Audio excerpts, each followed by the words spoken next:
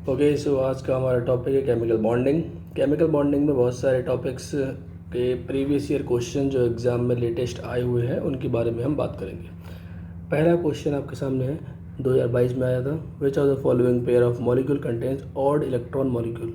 देखिए, odd electron molecule के मतलब होता है कि अगर आप मॉलिक्यूल के जितने भी एटम्स हैं उन सभी एटम्स के आउटर मोस्ट इलेक्ट्रॉन्स को ऐड करेंगे, अगर वो ऑड आता है तो उन्हें बोलते हैं odd electron molecule. For example इसमें देखिए सेकंड ऑप्शन है NO। NO में अगर हम देखेंगे नाइट्रोजन के आउटर मोस्ट में कितने होते हैं आपके बेटा 5 इलेक्ट्रॉन्स, और ऑक्सीजन में होते हैं 6 इलेक्ट्रॉन्स, यानी कि टोटल कितना हुआ 11 है। ये कैसा है, ऑड नंबर है, तो इसे हम बोलेंगे ऑड इलेक्ट्रॉन मॉलिक्यूल। ठीक है। दूसरा जो कह रहा है एक्सपेंडेड ऑक्टेट। एक्सपेंडेड ऑक्टेट है H2SO4 में। कैसे देखिए, जो सल्फ़र है अगर आप ध्यान से देखें H2SO4 में, तो सल्फ़र इस टाइप से बॉन्ड बनाता है। तो सल्फ़र की आप ध्यान से देखेंगे तो S के पास 6 बॉन्ड है। कितने बॉन्ड बन रहे हैं, 6 बॉन्ड। 6 बॉन्ड का मतलब क्या हुआ, उसके आउटर मोस्ट में इस वक्त 12 इलेक्ट्रॉन हो चुके हैं। हम ऑक्टेट रूल क्या पढ़ते हैं कि आउटर मोस्ट में मैक्सिमम वो 8 चाहता है, बट इसने क्या कर दिया 6 × 2, यानी कि टोटल 12 इलेक्ट्रॉन्स इसके आउटर मोस्ट में इस टाइम हैं। ठीक है, 2 1 3 1 4 और 2 6। ठीक है, तो ये एक्सपेंडेड ऑक्टेट है। क्या है, एक्सपेंडेड ऑक्टेट। तो आपका बी आंसर आ गया। नेक्स्ट आपका है arrange the following in increasing order of their covalent character. Covalent character के इंक्रीजिंग ऑर्डर में इनको रखना है। ठीक है, तो देखिए अगर क्या करेंगे, सभी में मेटल सेम है, Ca, यानी मेटल का कोई दिक्कत नहीं है। दिक्कत सारी कहाँ है, एनायन में है। एनायन देखिए FCl Br I लगातार क्या है, एनायन का साइज बढ़ रहा है। आप बिल्कुल याद कर लीजिए, कोवैलेंट करेक्टर की कंडीशन होती है small cation large anion greater charge more covalent.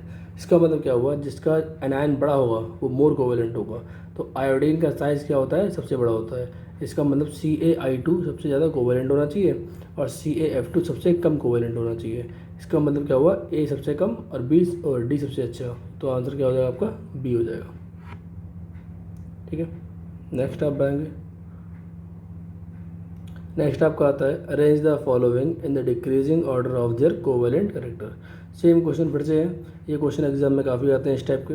देखिए इस बार सब में क्या है, एनायन फिक्स है, तो कैटायन से आंसर आएगा। कैटायन कैसे कैसा होना चाहिए, स्मॉल कैटायन जो होते हैं वो क्या होते हैं, स्मॉल कैटायन ज़्यादा कोवेलेंट होते हैं।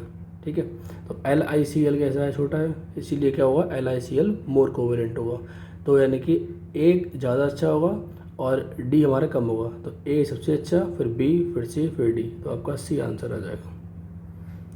नेक्स्ट आपका है latest energy of an ionic compound depends upon. देखिए लेटेस्ट एनर्जी जो होती है वो डायरेक्टली प्रोपोर्शनल होती है चार्ज की, आप बोल सकते हैं प्रोडक्ट ऑफ चार्जेस, और अपॉन में क्या होता है, इन साइज़, यानी कि इन्वर्सली होती है साइज़ की। तो ये चार्ज और साइज़ दोनों पे डिपेंड करती है। तो आपका पहला आंसर आ गया, charge on the ion and size of the ion. Next आपका आता है which of the following compound can not act as Lewis base. देखिए लुईस बेस के रूप में काम वो कर पाता है जो इलेक्ट्रॉन पेयर को डोनेट कर सकता है। क्या कर सकता है, इलेक्ट्रॉन पेयर को डोनेट। ठीक है, ऐसे कंपाउंड्स क्या होते हैं, लुईस बेस होते हैं। तो देखिए इलेक्ट्रॉन पेयर डोनेट करने के लिए क्या है, अब सिंपल सी बात है, उसके पास लोन पेयर होना चाहिए। इसमें NF3 में N के पास होता है लोन पेयर, ClF3 में Cl के पास 2 होते हैं, SF4 में S के पास होता है एक, लेकिन PCl5 इसमें फॉस्फोरस के पास कोई लोन पेयर नहीं होता। अगर आपको याद हो PCl5 की स्ट्रक्चर ऐसी होती है, तो फॉस्फोरस जो है अपने पाँचों इलेक्ट्रॉन जो इसके आउटर मोस्ट में अवेलेबल हैं, पाँचों इलेक्ट्रॉन से बॉन्डिंग कर चुका है। फॉस्फोरस के पास कोई भी लोन पेयर नहीं है, इसका मतलब ये लुईस बेस की तरह काम नहीं कर पाएगा। अगला आपका आता है which of the following compound contains और कंटेन नो कोवेलेंट बॉन्ड। किस में कोई कोवेलेंट बॉन्ड नहीं होता। देखिए KCl तो आप जानते हो परफेक्टली आयनिक कंपाउंड होता है, PH3 में कोवेलेंट है, O2 में कोवेलेंट होता है, B2H6 में भी कोवेलेंट है और H2SO4 में कोवेलेंट होता है। इसका मतलब क्या हुआ, आपका आंसर हो गया KCl। KCl में सिर्फ क्या है, कोई कोवेलेंट बॉन्ड नहीं है, सिर्फ आयनिक बॉन्ड है, प्योरली आयनिक।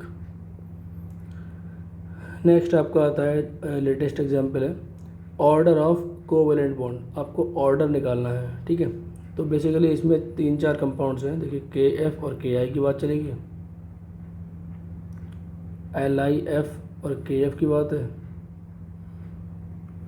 और यहाँ पर SnCl2 SnCl4 की बात है,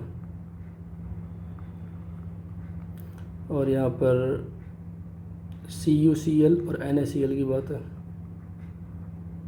ठीक है, ये 4 कंपाउंड्स की बात है, वही आंसर है। अब देखिए हमें चेक करना है कोवेलेंट नेचर। तो KF और KI, आप ध्यान सोचिए कि कैटायन तो सेम है, एनायन जो बड़ा होता है वो मोर कोवेलेंट होता है, तो KI will be more covalent. LiF और KF में स्मॉल कैटायन मोर कोवेलेंट होता है, तो LiF will be more covalent. SnCl2 SnCl4, यहाँ पर ध्यान दो, SnCl2 में Sn क्या है +2 और SnCl4 में क्या है Sn +4, तो ग्रेटर चार्ज क्या होता है मोर कोवेलेंट होता है, यानी कि SnCl4 क्या हुआ मोर कोवेलेंट हुआ। CuCl और NaCl, इसमें जो आपको अगर बता दूँ तो इसमें हम लोग जो पढ़ते हैं तो हम लिखते हैं 18 इलेक्ट्रॉन वाला जो होता है, जिसके आउटर मोस्ट में 18 इलेक्ट्रॉन होते हैं, वो ज़्यादा कोवेलेंट होता है एज़ कम्पेयर टू 8 इलेक्ट्रॉन वाले, तो CuCl will be more covalent. तो ये आपके आंसर सही हैं। तो इस हिसाब से अब आपका कहाँ सही बैठ रहा है, देखिए KF is less than KI, ये वाला सही है। LiF is greater than KF, पहला ये सही हो गया।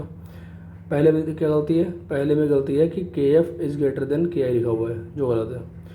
C वाले में देखिए, C वाले में SnCl4 बेटर है, सही लिखा हुआ है, और CuCl बेटर लिखा सही है, तो C वाला भी सही है।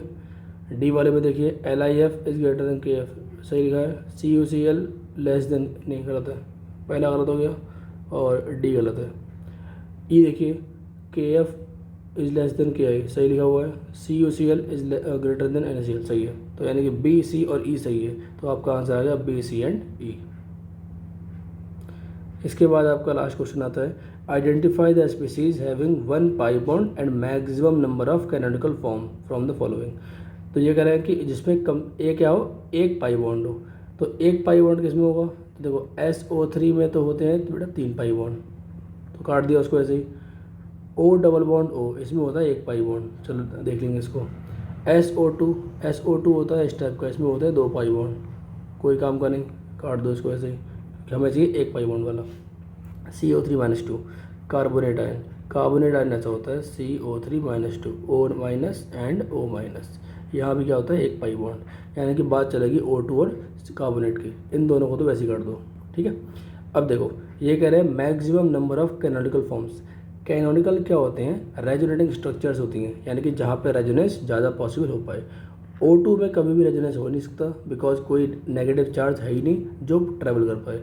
कार्बोनेट में आप ध्यान से देखो 2 नेगेटिव चार्ज हैं, यानी कि यहाँ पे रेजोनेंस हो जाएगा, और रेजोनेंस से जो बनती हैं स्ट्रक्चर्स उन्हें बोलते हैं रेजोनेटिंग स्ट्रक्चर्स। तो CO3-2 में सबसे ज़्यादा कैनोनिकल फॉर्म्स बन जाएंगी।